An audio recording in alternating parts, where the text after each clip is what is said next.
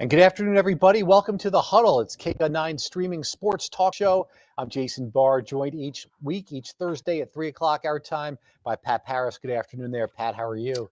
Great, Jason. How are you doing? Coming from the home studio today. Just happened to Pat be on off his today. day off, pitching That's in. I'm dedicated to the huddle, Jason. Dedicated. All right, well, we're going to talk a little bit about U of A basketball and football, of course, but I just wanted to touch on the Suns real quickly here. A 6-game winning streak. They're 4-0 without DeAndre Ayton this season. He's hurt right now with a knee injury. Frank Kaminsky, the Arizona Wildcat killer, comes in last night, scores a career high 31 points. You could tell in the post-game interview how much Chris Paul likes playing with him. Look, we've had this talk before the last couple of weeks about Ayton and the contract. I don't think he's a max player. I would give him the max contract because I don't want to upset the chemistry of the team. He could improve. You could lose him down the road, but his loss is not the same as Devin Booker or if Chris Paul was out. You're right about the last point. He's of the 3 stars, he's number 3 in the order of importance, but he's also very important to this team and very important to what they did. Kaminsky, that's great, but that's just a handful of games. DeAndre Ayton will be back healthy and he'll be playing, and I think he'll be improving, Jason, as you pointed out. You expect him to improve. Is he a max player? You know, he's a fringe, but here's what I look at. It's like the housing market right now in Tucson, Jason. 2 years ago, a $250,000 house is now selling for $350,000 or above. Am I overpaying for that? Yes, but that's where the market is now. A max contract, what is it? 5 years, $172.5 million for DeAndre Ayton. Is that overpaying? Yeah, but that's where the market is. Look at all the other guys in his draft class that already got the max contracts, and arguably none of them have made it to the finals like he has. I just think you have to overpay, and you have to decide when to overpay. And I think it was a mistake for Robert Sarver and the Suns not to do the max contract before the season began. I still think it's a mistake, but I now see the handwriting on the wall. There is a chance that they may trade DeAndre Ayton. There's a chance. It might be very, very small. I hope that doesn't happen. I do too. I think it'd be a huge mistake. Yeah, but if you trade him before he's going to leave next year, potentially anyway, that's probably what they're looking at. You're beating yourself. Okay, Yeah, I don't want to spend too much I don't time want on that to happen. Don't want that to happen, but yeah, Okay. You're right. All right, let's talk U of A football now. Pat, there's a couple of ways that you could look at this. One is this team's been on the cusp of a win. They've been so close. They've been fighting hard. Morale's great, and they got that win this past week, and now there's more to come. Or you could say, you know what? They scored 10 points against Cal's backups. That quarterback from Cal looked like he didn't belong on the field. He was awful. I'm sorry. He was just that bad. Their offense was terrible. As good as Arizona's defense was, you got a first-place Utah coming in. Las Vegas isn't impressed. Utah's a 24-point favorite. Arizona now has to play 3 games against teams with winning records to end the season.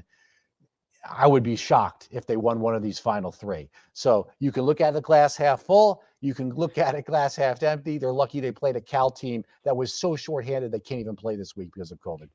You and I, the last few weeks, have been saying they were going to steal a win, and they stole a win against Cal. They got lucky. You got to get lucky. They got lucky. Defensively, they deserved it. They played their hearts out. The defense looked phenomenal. By the way, Jason, they're up to 44th in defense now. In out of 130 FBS teams, they're up to 44th. That's a legitimate defense. Now you can argue the Cal quarterback was way overmatched, all that, but they ran some good schemes. They made him look bad too. I give them credit, but you're right. The way the offense has been anemic. I mean, it is just hapless, the Arizona offense right now. To go up against these next 3 opponents, it would be, we kind of expected that they could, pull an upset somewhere. Now I just don't see that either. I'm hopeful. I don't think it's going to be against Utah. I think this one, I think they're right for a letdown. That's what worries me too. And it's human nature, Jason, when you have 18 to 22-year-olds and they finally get that win in they were excited in the locker room afterwards, but after that, when they got back to their dorm rooms or their house, they just kind of went, it's off our back. And I'm worried that that's going to translate into Saturday afternoon. Because morale's been so good on this team, especially a team that's had a long losing streak, you don't have a rift between the defense and the offense. Right. But on a lot of other teams, you would see that. when you've got one side of the ball playing so much better than the other side of the ball, which is holding the team back. And the defense is not bad. They still give up the big play, but they can get to the quarterback. I think Don Brown's done a good job, especially when you think about the defense in prior years. They would never get to the quarterback. They wouldn't even try. They would rush 3 guys and then play 8 back, and it just didn't work. He's getting to the quarterback. He's blitzing. I do think Don Brown and the defense has done a good job, but you would have a rift between the defense and the offense and a lot of other places that you don't have right now. Yeah, that's a great point. And you think about what a reversal that is for a team that over, say, let's go 5 years. You go back even to Rich Rod and then through the Sumlin era, the offense was so far ahead of the defense right. The last 5 years that this is completely different. And I don't, there's a lot of things that I've shared with you and I've shared with our audience that I'm a little bit questioning when it comes to Jedd Fisch. But the one thing Jedd Fisch has done that I've been so impressed with, and that is keep these guys motivated, keep them together as a unit. There is no backstabbing. There is no, we did it, you got to do it, you didn't do it, we did, that kind of stuff. And the motivation, and never to question, it's that old, the process. It's the process. You got to believe in the process. They believed in the process, and they got so close a couple of times, and then they finally pulled it off. You're right. There's no butting of heads between the offense and the defense. They seem to be a cohesive unit. But now it just comes down to pure talent. And we've seen them lose games because they just don't have the talent. And I think they're really going to run into a few of these opponents in the next 3 weeks, at least 2 of the 3, where they just don't even come close to having the talent. Senior Day, Saturday at noon at Arizona Stadium. All right, let's touch quickly on U of A women's basketball before we get to the men. Adia Barnes has been saying, oh, we're better this year than last year. And I'm thinking to myself, no, okay, you lost Ari McDonald, okay? It's okay to take a step back this season. And I thought maybe she was just instilling confidence in her team. But then you watch this team in the opening game, and even though they're only replacing Ari and Trinity Baptiste, one, the star player, and then another key contributor, they look like a different team. It is just a ton of firepower, front court play all over the place. A little concern about the backcourt and the backcourt scoring, but a lot of weapons everywhere on this team. And they're definitely a different team, if not a better team. I think that 22 ranking is too low for this team right now. I would agree with that. What I've been impressed with, when we watched that team last year, it was Ari first, it was Kate Reese, and then there were some other players, Baptiste. Of course, Sam Thomas is always going to be a key She didn't try to score last year because they didn't need her. She let Ari do it. She's scoring now. Yeah. She was a great defender, so we know that. We watched on the defensive end. But there was a method to their madness of how they played, or there was a way that everything ran through Ari McDonald. And we understand that. She's a great player, and they made it to the national championship game.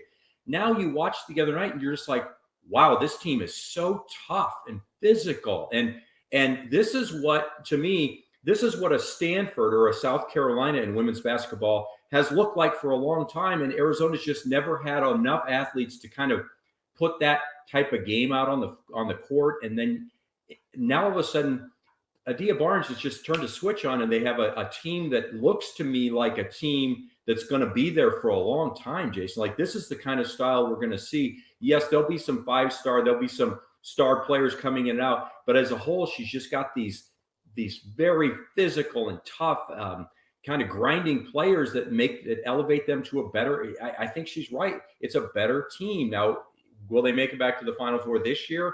We'll see. They certainly impressed me in game number 1. Kaylin Gilbert and Maya Naji coming in next year. A couple of top recruits. Yeah, they're number 6 recruiting class in the nation. We've never said that for the women's team ever. UCLA did get Kiki Rice, and some of the other top ones are Pac-12 teams. So Pac-12 really separating itself in women's basketball. Exactly. The last couple of years. And then you have the men's basketball team, and I remember. Sean Miller always saying, well, the most improvement you see from a player is from their freshman to their sophomore season.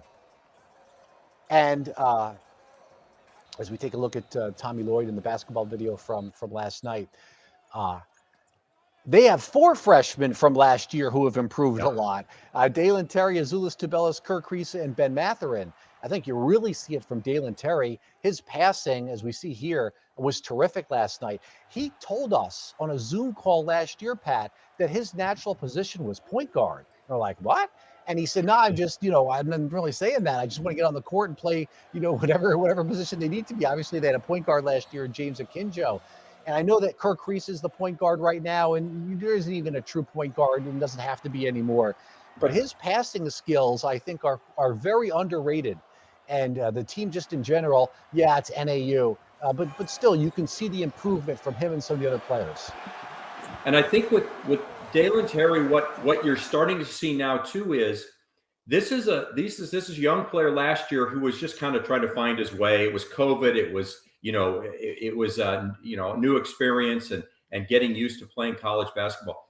He's now like the heart and soul of that team. I don't know if you get that sense, but I get the sense that he's kind of the go-to guy for them emotionally. A lot of personality. Yeah. Yes. And when Tommy Lloyd said there's a lot of personality on the team, you saw that in the red-blue game, and you see that in the post game with Dalen Terry and Kirk Kriisa and the headbands, and they let the fun out. Yeah, they do. And then I think they kind of look to his energy too. And he's a real energy guy. Sometimes an energy guy gets a bad knock. Well, that's a guy that just kind of comes off the bench and uplifts the team when they need it. No, he's an energy guy as a starter. And I think that they feed off of that. I think he is probably more important to the team this year than I thought he was going to be. But I also love a lot of what the other guys are doing. The one stat that sticks out, Jason, that's kind of a new stat in the last 6-8 years, maybe 10 years, and that's the points per possession. And for a Gonzaga team or a Gonzaga style team like Tommy Lloyd will run here, you want to be one of the top 25 teams in points per possession. So that means every time you go down the floor, of course you'd want to get 2 points or 3 points. But anything over about a 1.15, anywhere about a 1.25, 1.3 points per possession is outstanding. That's Gonzaga level, right? They the other night they were 1.15. Some guys didn't have very good shooting nights, so that lowered it just a little bit. But when you're that 1.15 and above, that means you're among the top 40 or so teams in the country. And that's where they're at right now, just after one game. Yeah, it was NAU, but they're going to continue. You watch, and we'll watch that stat all year, that points per possession. And as long as they're at 1.15 or above, which I expect them to even go up a little bit more than that, that means you're scoring 80, 85 points a game. That's the Gonzaga formula that worked up in Washington, and it's going to work here for Tommy Lloyd if he can continue that. And Kriisa looked to Lloyd one time. It was, I think, maybe early second half, was it? Or maybe it was in the first half when they were making the run. And Lloyd didn't call out a play. He just went like this. Going, man. Just go. Just go, man. Just go. Yeah. And you've got some guys that are going to have hot nights and cold nights. Ben Mathurin did not have a good night. That's not like Ben Mathurin. We've seen Ben Mathurin score 40 plus points before. Then you have a Kirk Kriisa who in that exhibition game did not shoot the ball well. He shot a little bit better. Maybe he's taken a few too many 3-pointers, but you know what?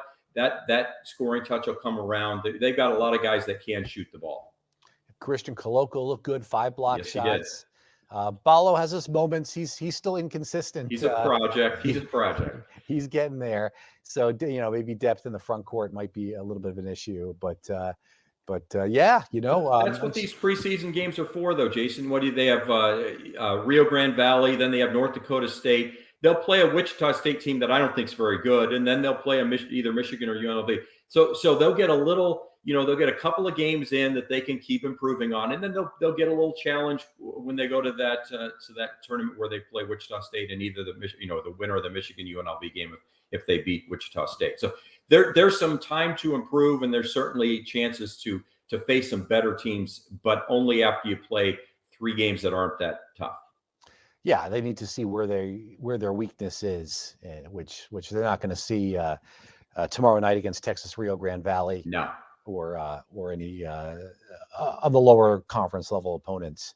So, but yeah, no, I was pleased, with what I saw, and it was nice for him to have that statistic. No Wildcat coach has won by that many in his debut since since Pop McHale. Pop McHale, yeah. In 1914, 15. And in case our viewers don't know Pop McHale, well, yes, it is McHale Center, and it is, one of the legendary coaches in all of athletics at the U of A, and it's a great history with him. And I know it's NAU, but hey, we saw what happened with the football team against NAU, and we've seen upsets.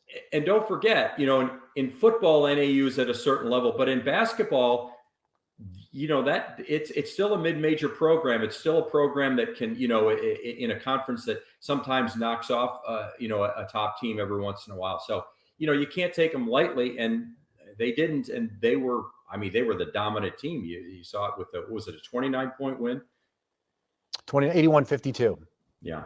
81-52. Kirk Risa with 17 points led the way. Dalen Terry, 7 assists. Christian Coloco, 5 blocks. Yeah. So, yeah. All right. So you're in your polo shirt at home. You're not going to be on the 5 and 6 and 10 o'clock. I'm not. You're going to have to carry the torch for me at 6 o'clock with your sports, because I'm going to not be available today. Just taking a couple of days off, and I'll be back. I'm going to watch the game tomorrow night. I'm looking forward to that, to the men's game tomorrow night, just to see. Yeah. And then I'll be at the game on Saturday, out there in the blazing hot sun like it was last weekend when they It'll won. It'll be 3 degrees cooler. I think 3 whole degrees, Jason. We got to hang our hat on something, but there'll be sunscreen and water, and it'll be good.